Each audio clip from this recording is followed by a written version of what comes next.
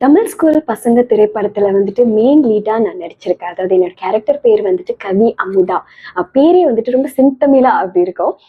கவி அமுதா அப்படின்னு சொன்னோனே வந்துட்டு தமிழ் டீச்சரா நடிக்கணும். ஸோ அந்த ஒரு ஆக்ட் இருக்கணும். அந்த ஒரு பாடி போஸ்டர் இதெல்லாம் இருக்கணும். ஏன்னா நான் வந்து ரொம்ப ஃபன்னான கேரக்டர்.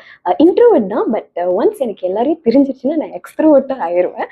அதுவும் கிட்ஸ் எல்லாம் நான் பார்த்துட்டேன்னா நான் அது கூட சேர்ந்து விளையாட ஆரம்பிச்சிருவேன். ஸோ இந்த கேரக்டருக்கு வந்துட்டு ரொம்ப ஸ்டர்னா கரெக்டா இருக்கணும், பப்ளியா இருக்கலாம். பட் அதே டைம் ஒரு டீச்சர் அந்த ஸ்டாண்டர்ட் இருக்கணும் அப்படின்ட்டு வந்துட்டு டைரக்டர் சொன்னப்போ நான் அவங்க கிட்ட கேட்டேன், நீங்க சொல்லுங்க என்ன மாதிரியான ரெஃபரன்ஸ், என்ன மாதிரி நான் இருக்கணும் அப்படின்ட்டு. அப்புறம் நிறைய டீச்சர் சம்மந்தப்பட்டமான திரைப்படங்களை வந்து பார்க்க சொன்னாங்க.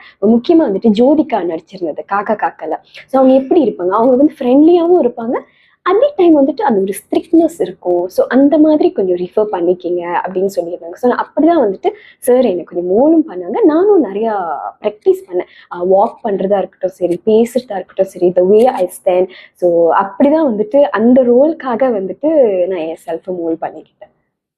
ஸோ தமிழ் ஸ்கூல் பசங்க திரைப்படம் வந்துட்டு அங்கேயே நாங்கள் தங்கி ஸ்டே பண்ணி வந்துட்டு ஷூட் பண்ணனால நிறைய மெமரிஸ்னு சொல்லலாம். ஒர்க் பண்ணியிருந்த ஆர்டிஸ்ட் கூடயும் சரி, அங்கே இருந்த பிள்ளைங்களும் சரி, அங்கே இருந்த டீச்சர்ஸும் சரி, அது ஒரு பெரிய பெரிய மெமரிஸ்னு சொல்லலாம். முக்கியமாக வந்துட்டு இந்த கிட்ஸ் கூட இருக்கிறது வந்துட்டு சாதாரண விஷயம் கிடையாது. ஏன்னா எல்லா கிட்ஸும் வந்துட்டு அமைதியாக இருக்கிறவங்க இல்லை.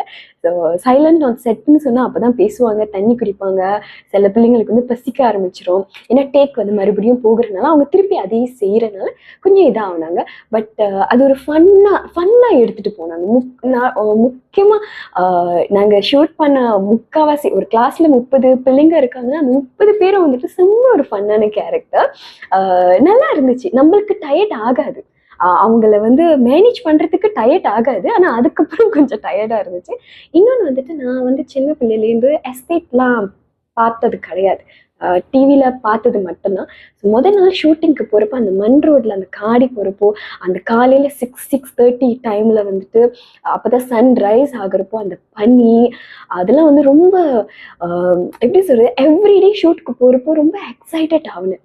இப்படிதான் இருக்குமா அப்படின்னு சொல்லி. ஏன்னா சிட்டி டவுன்ல இருந்து இருந்து இதெல்லாம் நான் பார்த்ததே கிடையாது. அண்ட் இன்னொன்று ஒரு ஞாபகம் இருக்கிறது வந்து ஒரு சீன், மலை சீன் வந்து நாங்கள் கிரியேட் பண்ணணும்.